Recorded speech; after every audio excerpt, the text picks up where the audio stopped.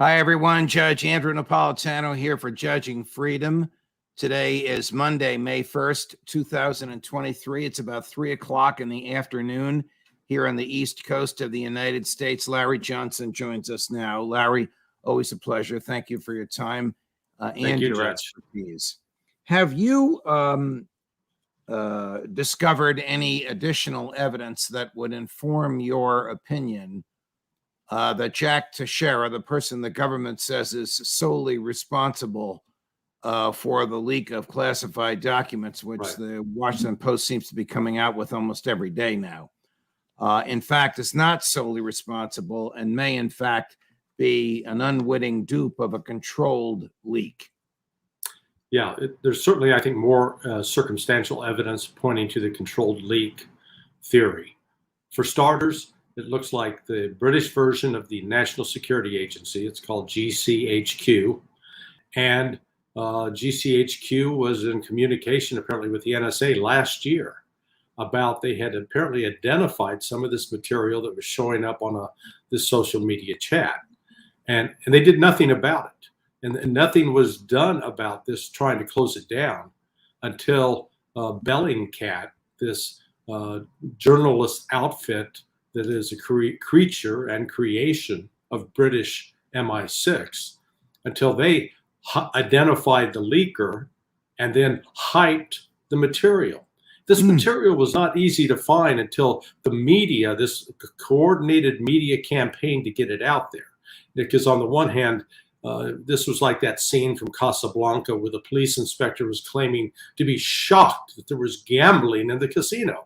Well, they were shocked that these highly classified documents were out there, and yet they were doing everything in their power to get it out there. So that's the first thing. Let me try and unpack this. You and I are, from a prior instance, quite familiar with GCHQ.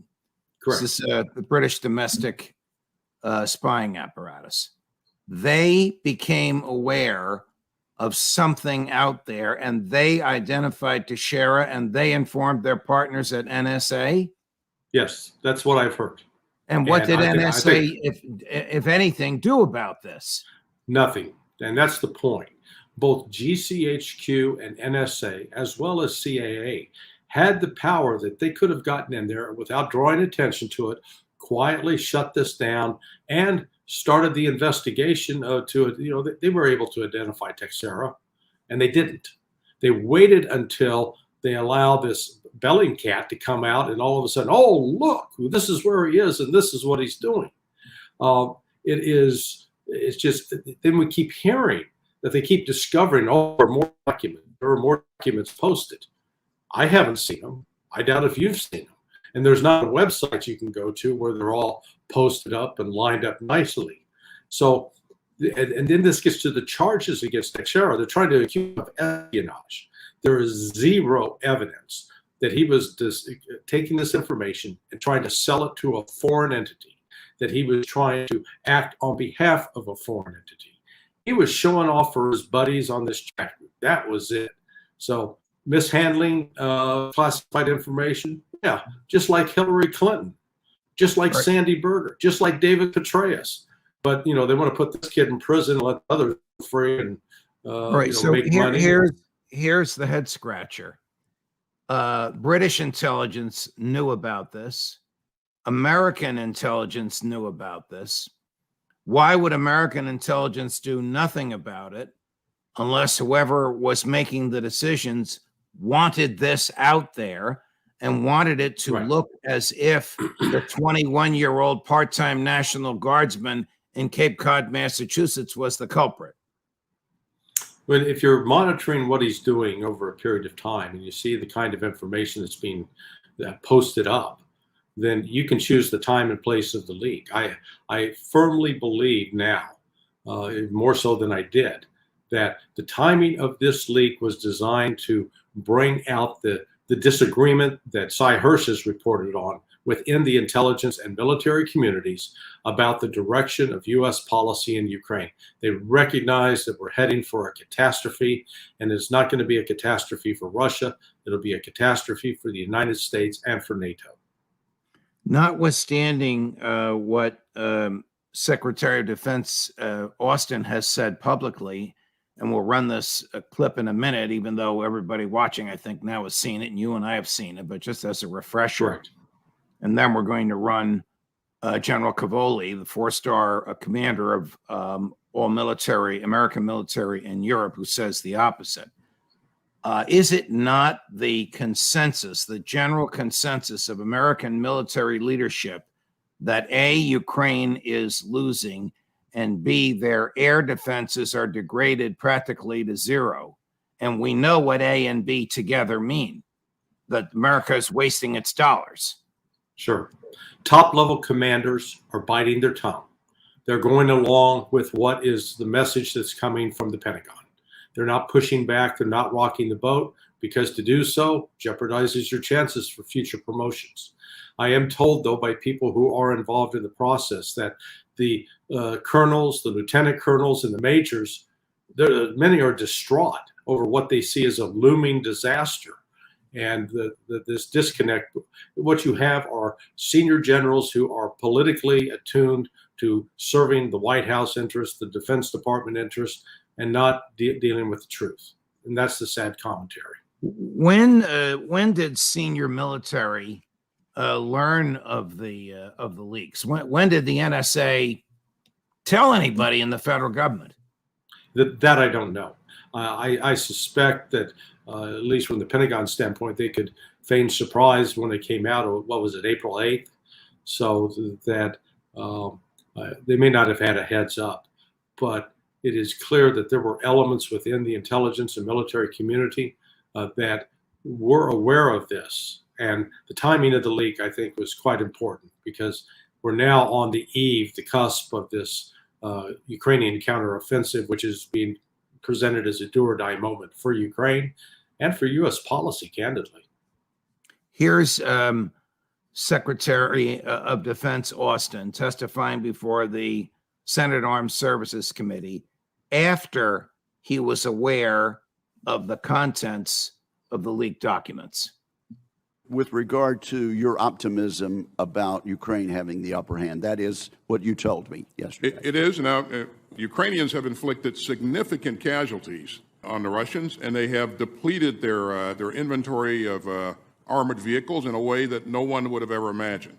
And so now we see Russia reaching for T-54s and T-55 tanks because of the level of damage that the Ukrainians have inflicted on them. And we have, in the meantime, been... And reaching for those tanks demonstrates what to you, sir? It demonstrates that their capability is waning. And we've continued to witness them be challenged with artillery munitions and other things, and they're reaching out to Iran, they're reaching out to North Korea. I think, we'll see an increase in the fighting in the spring as conditions for maneuver improve.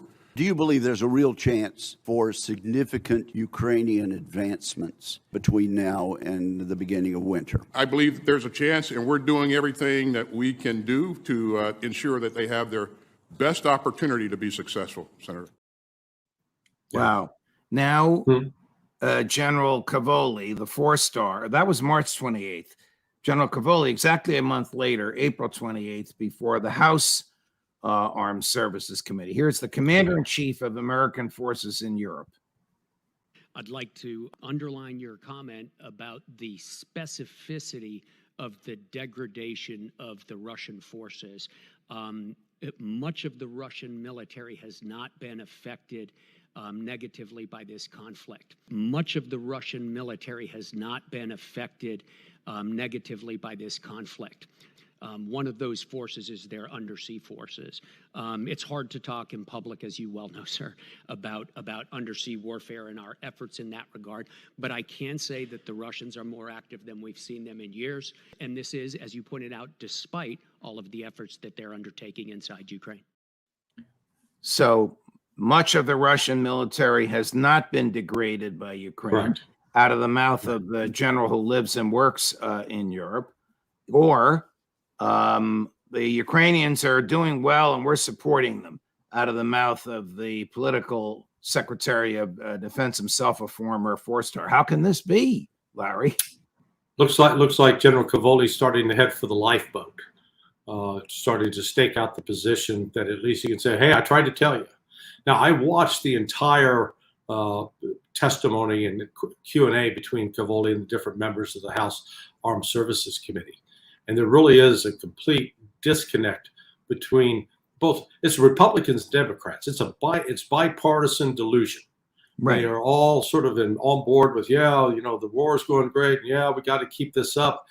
And Cavoli sort of he didn't want to directly contradict them, but if you listen carefully, you'll just, as in this segment, he was sending the message, yeah, they're not actually quite degraded as we've said. Well, that's an understatement. And if you just saw the other night, 2 days ago, Russia launched a massive, massive missile strike across the country. And they're taking out concentrations of Ukrainian troops, ammo depots, machine shops, etc. So it's going to be ugly. Well, why does the Justice Department want to Shara locked up during the pendency of his trial? And what kind of evidence are they? It's crazy. Yeah, you think to try and persuade a federal judge not to give this guy bail? They are trying to create the image of this guy as a major threat to the United States. He was not a major threat. What he did was stupid. It was silly. He was certainly wasn't acting as a spy for someone else. Secondly, he was not acting as a whistleblower. He was not saying, oh my goodness, I can't believe the lies that are being told to the American people.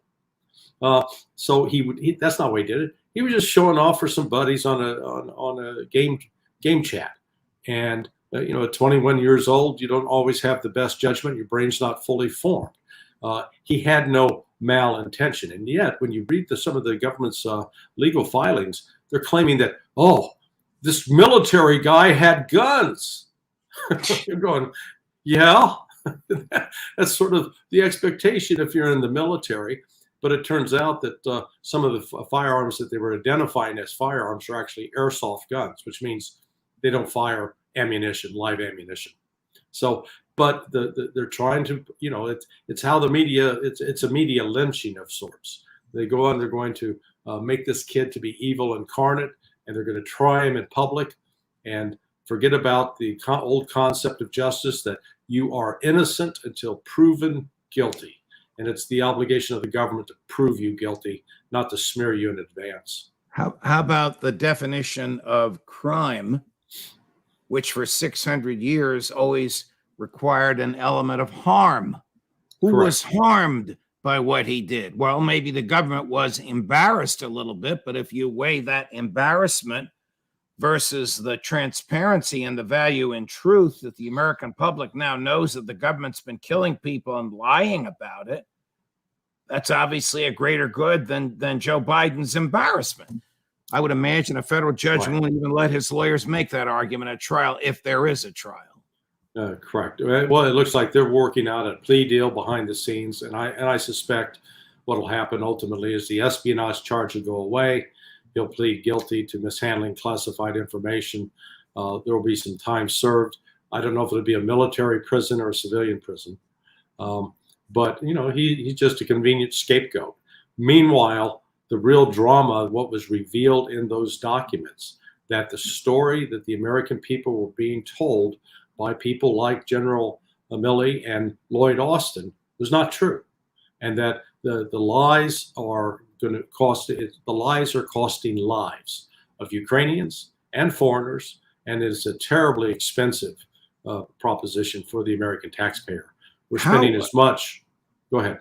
How dangerous have things become that the neocons have infected both parties to the point where we don't have, at least on this issue, a Republican Party and a Democratic Party? We have just the war party.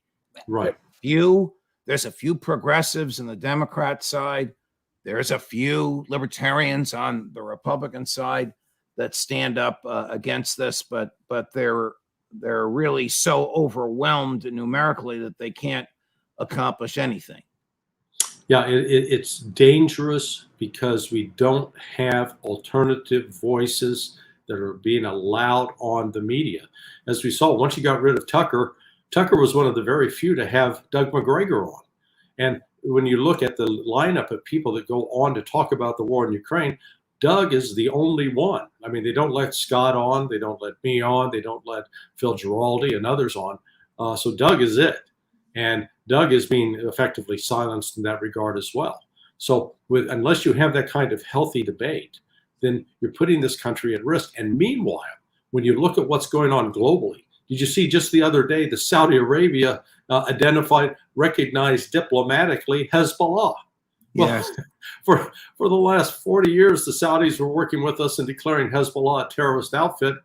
Now the Saudis are opening up diplomatic relations with Hezbollah. That is a direct insult to Biden and to the United States. Saudis are saying, we don't care what you think. We're ignoring you. We're going our own route. Hey, to George III, Thomas Jefferson and company were terrorists. I mean, it's just Yes. You're a descendant of courageous human beings who fought and some lost their lives in the Revolutionary War. It just depends on what side you're on, who's the terrorist and Right. who's worthy of international recognition. But when the government just mouths this one side, it's extremely, extremely dangerous. I don't know where Cavoli's going. General Cavoli, maybe he's about to retire. Maybe your statement was not made with tongue in cheek, but he said almost literally the opposite of what his boss said. And both were under oath, Larry.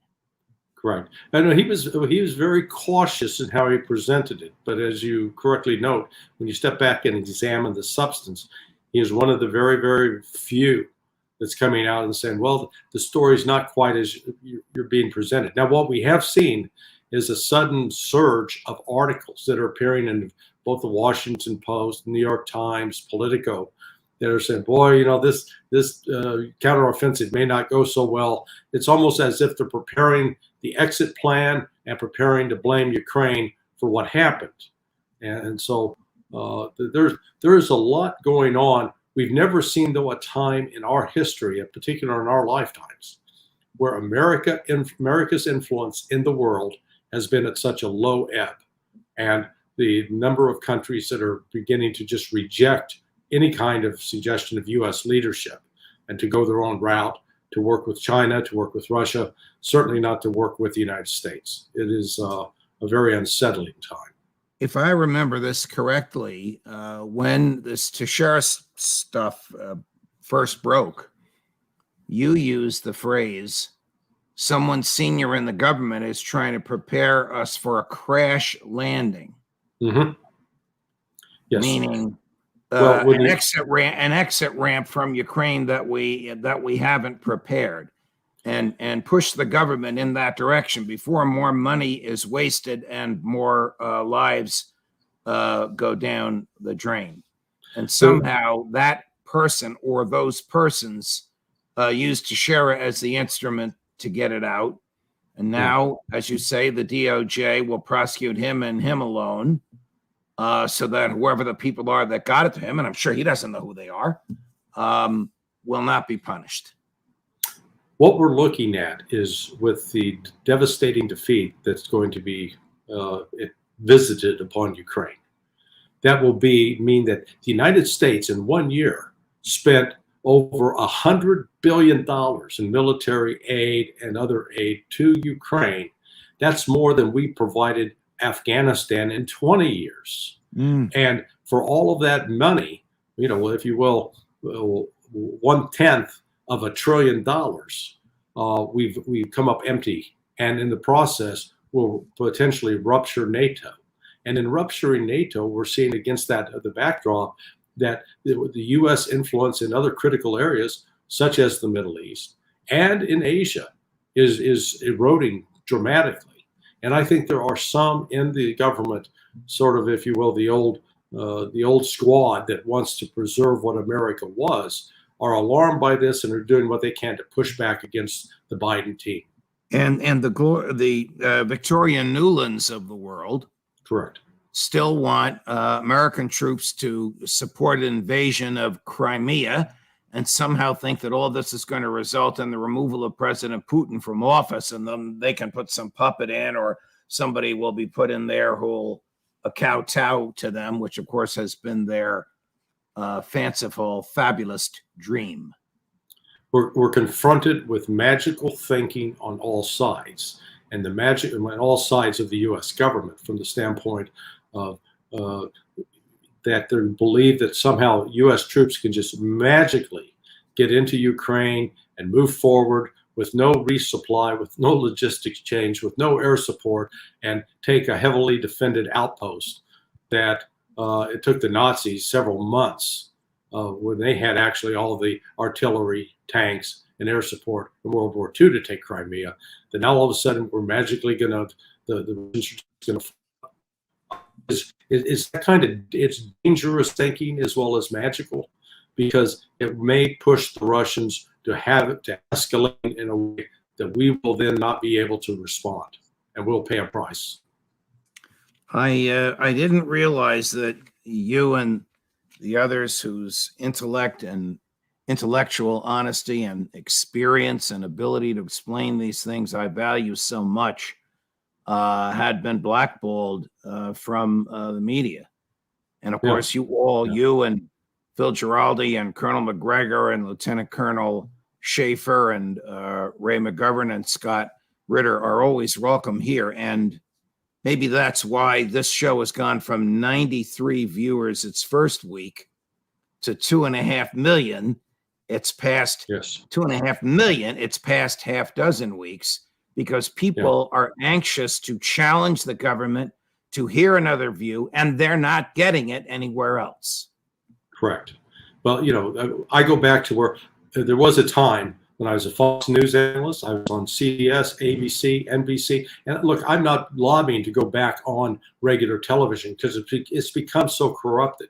My time is more effectively spent with people like you and platforms like yours, which are unfiltered, which allow you to get the message out.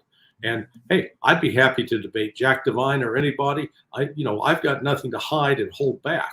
But it's important, at least in your case, you present all sides. You're not just delivering one sort of propaganda message. But that's what having healthy debate is essential for preserving our freedom and our democracy and our republic. Spoken like a patriot. Thank you, Larry. Always a pleasure. We'll see you again soon. Thank you, Judge. If you like what you saw and heard, like and subscribe. Or as we get it, Judge Napolitano for Judging Freedom.